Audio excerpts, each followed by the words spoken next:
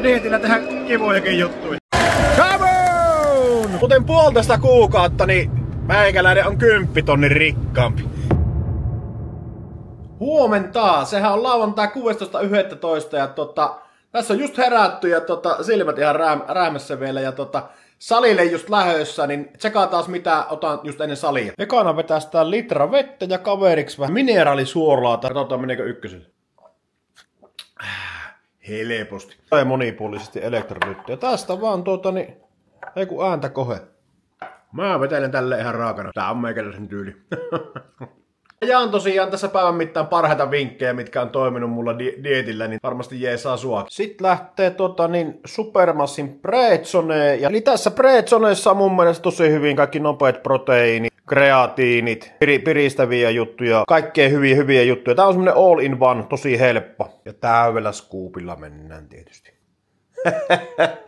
Iso jätkä, isot scoopit. Tuosta kun jysäytetään vähän kirkasvalo hommat päälle, niin kylläpä kummasti alkaa virkistää. Varsinkin jos sulla ei ole mahista käydä ulkona, eli auringonvalaho on ihan paras, ei haittaa vaikka on pilvessä, mutta silloin tää kirkasvalo homma niin on muuten hyvä. Ja tosiaan niin hiilihydraatteja ei ota yhtään nyt ennen treeniä, että maksimoidaan rasvan poltta. Ei vitsi, tiedättekö mitä meinas käydä tuossa, niin vetää sinne Pretsoneet naamaan ja sen litran vettä, niin meinas tulla jännät housun, niin sanotusti voi sanoa, vaikka oli aamutoimitus kyllä käynyt siinä jo aikaisemmin, niin se vetäis varmaan, onko se semmonen peristalttinen aalto vai mikä se termi on, niin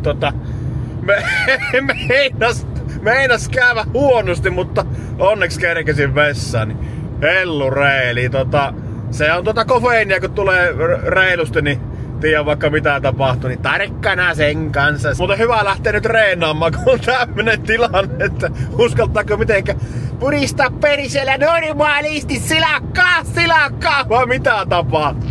No, onpa jännä reeni tässä tulossa. Olen tosiaan ehtinyt aamulenkillä käymään aamusta, niin nyt teen sitten salitreenin jälkeen heti aerobisen, eli se on myös niinku rasvanpoltollisesti ideaali tilanne, että ensin otat salitreenin ja sen jälkeen veät aerobisen sen jälkeen. Eli jos sä tekisit toisinpäin, niin se aerobinen söis voimia sun siitä salitreenistä. Sitten vinkkinä, jos niin täällä on kovia salijeppejä katsojia, niin punnerustreeneihin suosittelen ehdottomasti vähän tankata hiilareita edellisenä päivänä ja myös ennen treeniäkin, koska siellä on oltava mielellään vähän paineita siellä lihaksissa, niin saat tehtyä tarpeeksi isoilla painoilla. Että itse olen ainakin huomannut, jos niin sanotusti kuivalla kropalla punnerusliikkeitä tekee esimerkiksi vinopenkkiä, niin varmaan 5-10 pinnaa droppaa tulokset. Illalla niin jäin näitä kamera-asetuksia vähän säätämään ja opiskelemaan, että saa vähän parempaa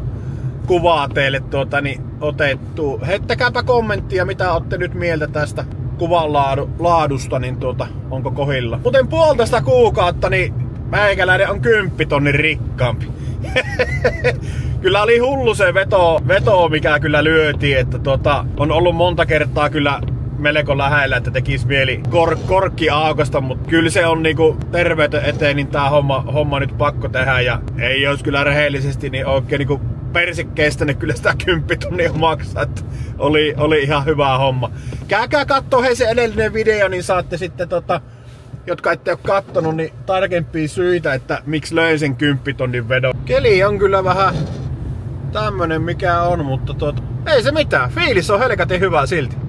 No niin, ja tähän ei kun Kuopiossa reinailen tässä Kumpusaaren Energy kyllä. Ja Kumpusaaren Energy on muuten on hieno sali, ei kun pukkarin siitä. Tässä on hyvät putkit vetää aerobista kyllä. Tuo Kuopion saali. Helvetin hyvä tuo tuettu teetankosoutu. Siinä ei pysty oikein huijaamaan mitenkään. Kertoo, että onko voimaa vai ei. No eihän sitä näin olema kuin 80/10, mutta ei mitään, yritetään sätkiä. Arvoiset tähän porraskoneeseen. Tää on kyllä tosi hyvä. Tää kyllä hapottaa reidet.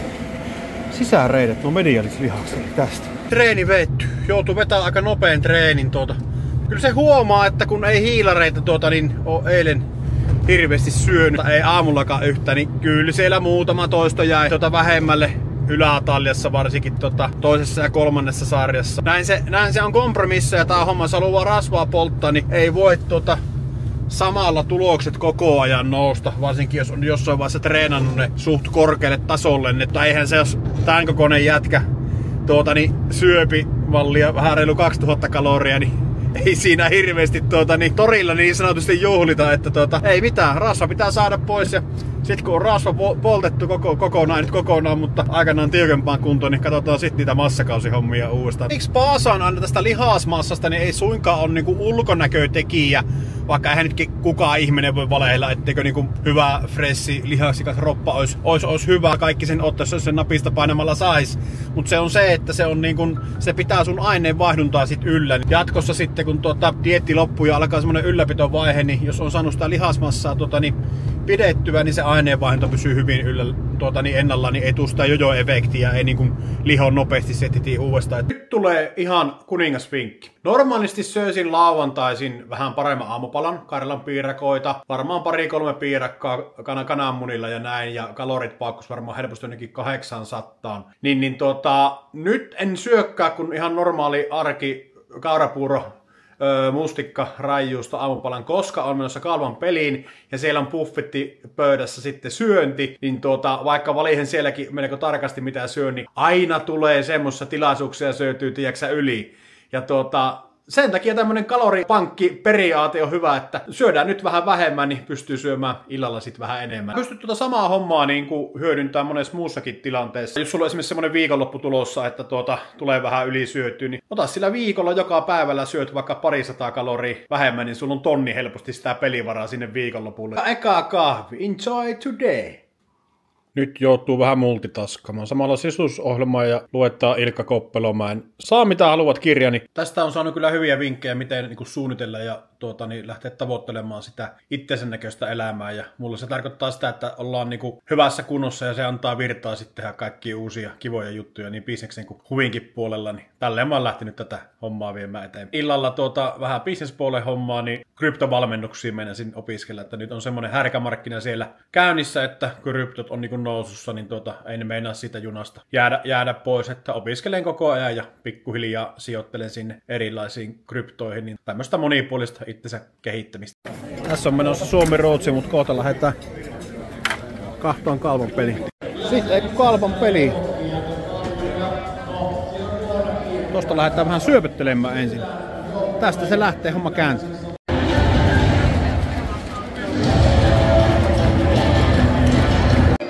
Muistakaa dietillä tehdä kivojakin juttuja. Mielestäni on kiva käydä näissä matseissa chillaamassa, tulee hyvä fiilis. Come on! Aamulla kun soi vähän, niin kärsii ottaa pikku kakkupalaset tosta. Nimittäin kyllä lähtee. Come on! 6-2! Hehehe!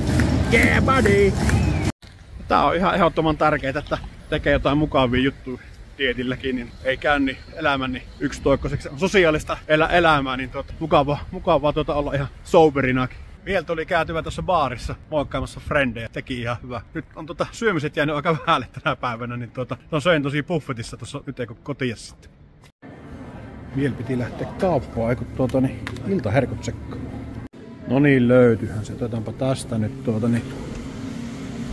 vähän Ben & Jerry ja kalorit siitä varmaan 1200. Enkä mennyt oikeesti tätä ota. On muuten paljon parempiakin vaihtoehtoja. Sama ovi, mutta kattokaapa mitä on tuolla ylähyllyllä. Lohiloita. Näissä.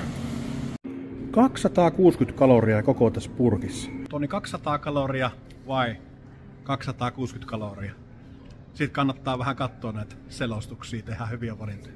Mun mielestä nämä lohilit on tosi hyviä. Saltit karamelli, sit se mudcake on niinku lemppareet. On hyvä iltapala ja proteiini tulee kanssa myös ihan kivasti näistä. Tuossa tulee ero niinku helposti 1000 kaloria ja sit miettikää, jos se toistus joka päivä, se on 7000 kaloria viikossa eli kilorasva. Tää on semmonen osasto, mitä ei välttämättä kannata tästä läpi käveä.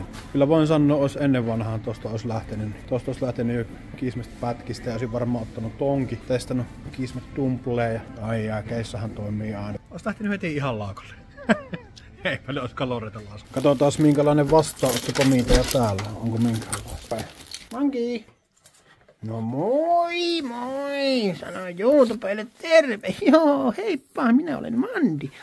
No niin, sit ollaan kotona ja sulla on hirveä nälkä. Ei ole protskuja tullut tänään syötyä vasta kuin about 100 grammaa, niin mitä tehdään? Aletaanko suoraan tyhjentää jääkaappi vai miten? Niin ei vaan, otetaan tuosta vähän proteiinidrinkki ennen kuin mennään saunaan. Ja shakeria ei kun täyteen, niin saadaan vettäkin myös. Ei ole kumminkaan kerennyt tuossa juomaan niin hirveästi, kun tuo alkoholittomia oluita, niin selkeä nestehukka tuntuu. Niin itse asiassa otan 1 tai 2 tablettia niin vielä magnesiumia myös nyt jo.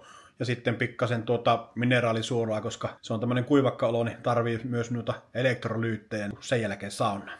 Sitten jysätetään Crispy Lageritesti. Sehän on taas raikas, huoleton ja uniikki, eli holiton pissehän tässä on kyseessä. Ja katsotaan ei ainakaan tästä kouhu yli vielä, minkä sellainen kuuhommis.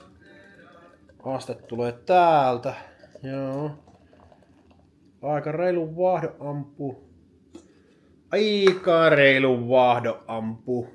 Mitä olette muuten mieltä tästä vaahdosta, että onko se hyvä vai huono, kun vaahtoo näin paljon? Maistellaanpa. Se on se parempi se toinen, se hoppu crispy vai mikä hoppu laageri se on. Niin siinä on ehkä vähän enemmän niinku soundia niin sanotusti.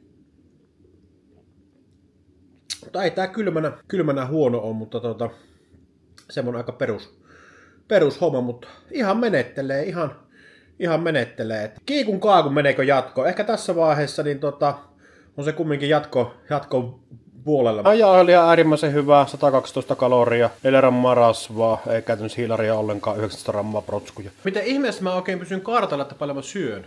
Taas näkee esimerkiksi toisiksi viimeinen ateria, niin mä olin syönyt about 1700 ja söin siihen, niin paljon tässä nyt oli 578 kaloria päälle, niin tässä on kalorit 2,3 tältä päivältä ja kulutus on ollut päälle 3,5 tonnia, eli ainakin tonni miinuksilla ollaan. Niin 1000 kaloria kun on miinuksilla, niin silloin käytännössä pitäisi kiloviikossa laihtua. Välillä menee yli ja välillä ali ja tällä tavalla sä oot niinku suurin piirtein kartalla, missä mennään. Ja jos syöt ihan niinku mututuntumalla, niin voin sanoa, että on tosi haasteellista. Tämmönen Michelin tason kokki, niin sillä maustetaan Santa Marian jauhelia mausta. Tää on itse asiassa ihan yllättävän hyvä. Kananpohjan jauhelia 200 grammaa, ketsuppia, eli tuon sitä vähän kalorista, missä ei ole lisättyä sokeria, salaatti, tomaatti, chili. Tää on tosi hyvä. Laittikola ja muistakapa jääpalaat. Muuttuu homma ihan täysin. Vähän lohiloa ja töllö. Kattokaa nyt, ne näyttää hyvältä. Ai. Mitäpä meikäläinen vetää se melatoniinit huuliin ja hei, jos haluat tarkemmin syitä, miksi löin tän 10 tonnin vedon, niin käy kattoo edellinen video.